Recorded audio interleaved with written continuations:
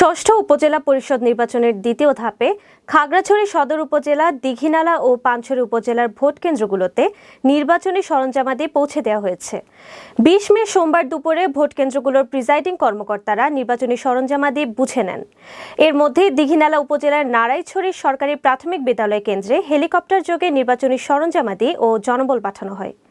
এদিকে প্রেস ব্রিফিংয়ে নির্বাচনে র্যাব, বিজিবি সহ ৪ স্তরের নিরাপত্তার পাশাপাশি সাদা পোশাকে আইনশৃঙ্খলা বাহিনীর সদস্যরা নিয়োজিত থাকবে বলে জানান পুলিশ সুপার মুক্তাধর। তিনি বলেন, নির্বাচন অবাধ, সুষ্ঠু ও নিরপেক্ষ হবে, এটাই শেষ কথা।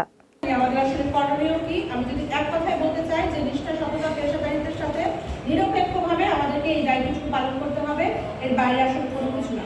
তারপর ৩ উপজেলায় চেয়ারম্যান পদে ১০ জন, ভাইস চেয়ারম্যান পদে ১২ জন ও মহিলা ভাইস চেয়ারম্যান পদে ৭ জন প্রার্থী প্রতিদ্বন্দ্বিতা করছে।